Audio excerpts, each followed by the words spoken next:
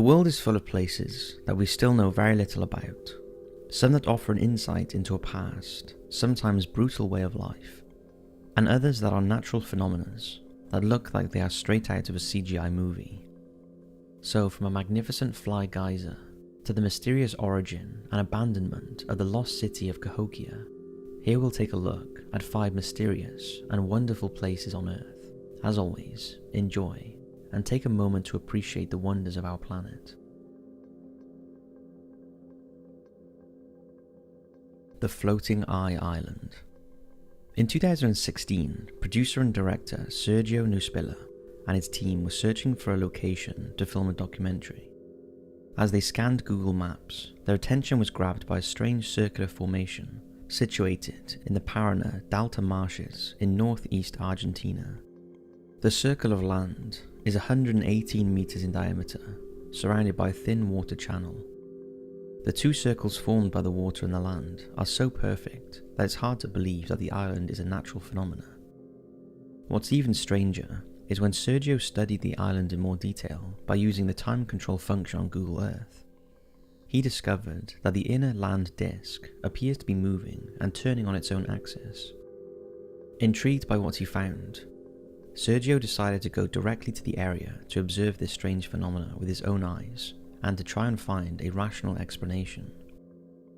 Accompanying him on the expedition was 2 specialists, Richard Detroni, a hydraulic and civil engineer from New York, and Pablo Martinez, a tech expert. However, when they reached the site, the mystery intensified. They found the area incredible and extremely strange, and they discovered that the water surrounding the disk is very clear and cold, which is unheard of in this area. The group of explorers completed a summary report of the island's physical characteristics, stating the base is hard in comparison with the swamps that surround it, and they could see no obvious explanation for why it floats. It appeared to be perfectly circular and moved almost magically around an axis. These unusual characteristics led to it being nicknamed the Eye. After he was unable to get to the bottom of what the Eye was, Sergio launched a campaign on Kickstarter to try and raise funds for a secondary expedition. On the secondary expedition, he planned to recruit a multidisciplinary team, invest in diving equipment, specialist drones, and planned to collect and analyze samples from the site. Although it seemed this never materialized, and as such, the Eye remains a mystery. Since then, many have speculated that it's some sort of portal to another realm, whilst others have a far more rational explanation and claim that the phenomena is not necessarily unique for that area, where similar formations have been witnessed. Until we have a definitive answer, you can make up your own mind by searching on Google Maps using the following coordinates. Let us know what you think. Marfa Ghost Lights. Halloween has been and gone, but that by no means that it's an end to creepy content, especially ghosts, so let's talk about the Marfa Lights, also known as the Marfa Ghost Lights, which are an unknown rare phenomena that have been observed near US Route 67 on Mitchell Flat, just east of Marfa, Texas. The mysterious glowing orbs have mystified people for generations. According to those who have witnessed them, the lights appear to be roughly the size of basketballs, and are described as glowing white, blue, yellow, red, or other colours. The twinkling lights act erratic, sometimes merging together, other times splitting into 2 and floating up in the air, or darting off quickly across Mitchell Flat. There seems to be no way to predict when the lights will appear. Now, they've been seen in various weather conditions as well, but only seem to show up a dozen or so nights a year. For the longest time, the Native Americans of the area thought the Marfa Lights were fallen stars. They were first mentioned outside the native community in 1883, when cowhand Robert Reed Ellison claimed to have seen flickering lights one evening while driving a herd of cattle near Mitchell Flat. He assumed the lights were from the Apache campfires, but when he asked the locals, they told him that they often saw the lights too. After an investigation, they found no ashes or other evidence of campfires. During the Second World War, pilots from the nearby Midland Army Airfield tried to locate the source of the mysterious lights, but were unable to discover anything. As you would expect, paranormal theorists have attributed the Marfa lights to everything from space aliens to the wandering ghosts of Spanish conquistadors. Academics have also tried to offer a scientific explanation for the mysterious lights, and some have concluded that headlights from vehicles on the nearby highway could explain at least some of the reported sightings, but not all of them. Another chain of thought is that they are a refraction of light caused by layers of air at different temperatures, creating an optical illusion, sometimes called a superior mirage or a fata morgana. A similar illusion is sometimes seen in the ocean, causing a ship to appear to float above the horizon. Others speculate the phenomena may be caused by the same gases that create the glowing lights known as will-o'-the-wisp, a phenomenon found around the world that is associated with swamp gases, mainly phosphine and methane, which under certain conditions can ignite when they contact oxygen. Although it is worth pointing out that the Marfa lights are nowhere near a marsh. However, there are significant reserves of oil, natural gas, and other petroleum hydrocarbons in the area, which could include methane in quantities capable of producing a similar effect. Another suggestion is that the lights are the result of the igneous rock under Mitchell Flat that creates an electric charge produced under pressure by solid matter such as minerals, crystals, or ceramics. This is called a piezoelectric charge. However, despite these many theories, nothing has ever been proven, and if you were driving alone along Route 67 near Marfa, you'd be pretty freaked out if you saw the Marfa ghost lights dancing around in front of you, because to this day, they have not been conclusively explained.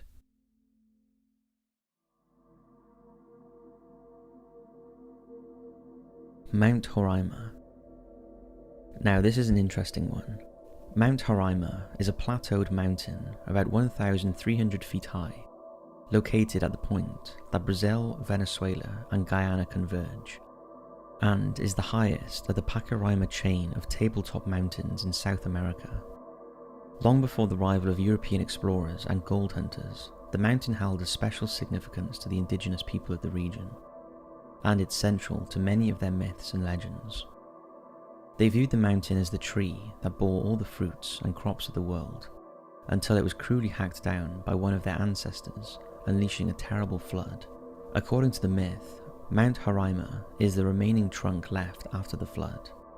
They also believed anyone who climbed to the top of the tabletop would not come back alive. To this day, the indigenous people living near Mount Roraima give reference to this great mountain and its history, and its unique structure and remote location, combined with the mysterious air of untouched territory and indigenous folklore, has created grounds for various unexplained theories. Despite the mountain being climbed from all sides on numerous occasions, the area has not been extensively explored, and many believe its remoteness and lack of investigation could mean some species considered to be long extinct may actually still be alive and well on Mount Roraima. This may sound hard to believe, but this theory is backed up by flora and fauna found on the mountain that is unique and includes pitcher plants, bellflowers, and rapidity heather. The enigma of Mount Roraima has drawn the attention of not only the prospectors and climbers, but also famous authors intrigued by its untouched swaths of land. Sir Arthur Conan Doyle and his 1912 novel The Lost World described Mount Roraima, with the characters in the story discovering extinct creatures were still living there. More recently, the Paradise Falls featured in the Pixar movie is thought to have been inspired by the dramatic waterfalls around the area. The indigenous people of the area are not the only ones who believe in the power and mystery of Mount Roraima. In addition to the intriguing plant life and legends, it is also known for its high frequency of UFO sightings. Witnesses have reported seeing strange swirling lights hovering above or between Mount Roraima and Kukanam, another nearby tepui, or tabletop, and the whole region is considered a UFO hotspot. Another odd phenomena has been reported from those who have managed to scale the mountain. They claim to have felt as if they are in an altered state, with some experiencing a trance-like mindset, followed by a bizarre dream involving aliens. Some have even likened the energy of Mount Roraima to that of Stonehenge or the Bermuda Triangle. Even some skeptics seem to be convinced of the power of Mount Roraima after exploring it. What an incredible mountain, and one that certainly doesn't get the recognition or coverage it deserves.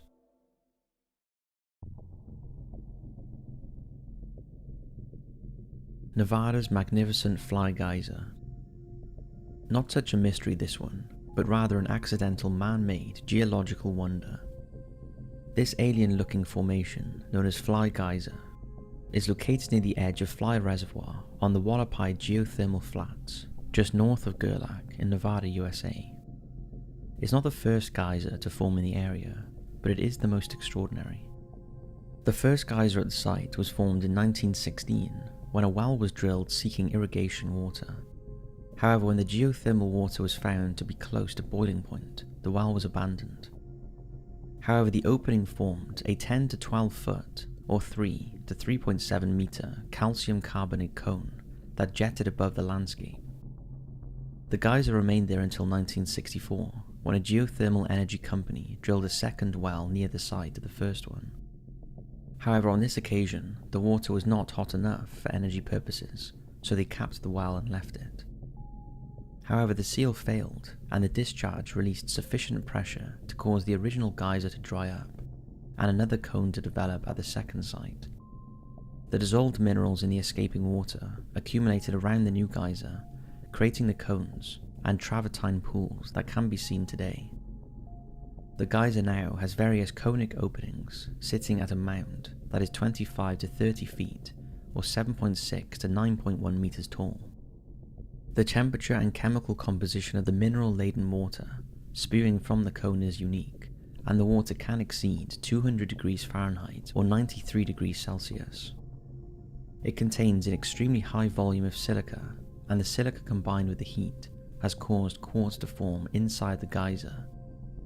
It's worth noting that quartz typically take up to 10,000 years to develop in geysers, but these have been developed incredibly quickly, unlike any other in the world. The water is released continuously, sometimes reaching 5 feet or 1.5 meters in the air, and has formed several travertine terraces, creating 30 to 40 pools over an area of 74 acres.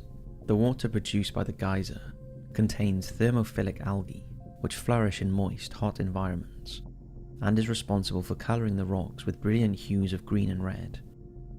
Since 1964, 2 additional geysers have been created in the area and continue to grow, but neither are yet as spectacular as the Fly Geyser. If you live in the area, this is definitely worth the travel.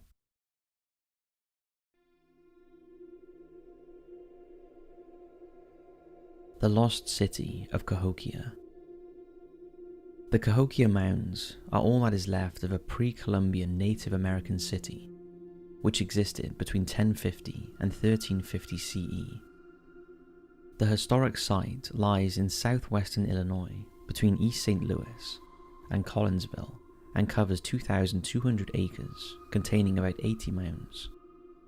Long before Columbus reached the Americas, Cahokia was the biggest, most cosmopolitan city north of Mexico. Yet by 1350, it had been entirely deserted by its native inhabitants, and no one really knows why. In its prime, about 4 centuries before Columbus stumbled onto the Western Hemisphere, Cahokia was a prosperous pre-American city, with a population similar to London's. But rather than developing like London into a modern metropolis, Cahokia is more like the fabled lost continent of Atlantis. It was built by the Mississippians, a group of Native Americans who at the time occupied much of the present-day southeastern United States. The Mississippians farmed, traded and hunted, and it appears they built and planned the Cahokia to double as a pilgrimage city, where all of them would gather for religious events. We know that the land was prone to flooding, so all the key buildings were set atop vast, hand-built earthen mounds, the largest of which was found to be 100 feet tall and covered 14 acres that still exist today. This one is known as Monk's Mound. Monk's Mound was the site of a sizable building believed to have been used as a political, spiritual meeting place. Just west of Monk's Mound, a circle of tall posts used the position of the rising sun to mark the summer and winter solstices and the spring and fall equinoxes. In 1961, the posts were re-erected and dubbed Woodhenge by archaeologists who began researching the area. in reference to Stonehenge in England. The mound building would have been back-breaking work, with the Mississippians digging up, hauling and stacking 55 million cubic feet over the course of a few decades, using no more than woven baskets to transport the earth. When you think about it, this is a feat likened to the building of the Egyptian pyramids, yet very few talk about it. Excavations of the area since the 60s have produced fascinating information about the ancient city. Investigators have found artistic stone and ceramic figurines, as well as a small copper workshop adjacent to the base of one of the mounds. Inside they found a fireplace with coals, where copper could be pounded out and tempered, before being made into ornate objects. Archaeologists also discovered a mound containing mass burials, and the nature of the injuries to the remains indicated that the Mississippians may have conducted ritual human sacrifices. Hundreds of people, mostly young women, buried in these mass graves were either strangled or died of bloodletting. Of the men found, 4 had their heads and hands cut off, and in another burial pit that mostly contained males, they had been clubbed to death. There is no evidence that the city was besieged by warfare or invasion from outsiders, but what is obvious is something catastrophic drove the settlers out. Although the story of Cahokia's decline and eventual end is a mystery. Tales of Cahokia don't even appear in Native American folklore, which is unusual, and it seems that whatever happened there doesn't bear talking about. Despite it being one of the 24 UNESCO World Heritage Sites within the United States, many people still do not know about it. So, that's 5 mysterious and wonderful places on our home planet. We hope you've enjoyed, and always remember, while we often spend much of our time wondering what's out there, up in the universe, we often forget that some of the biggest mysteries out there are right here on Earth with us. Thanks for watching, and as always, we'll see you in the next video.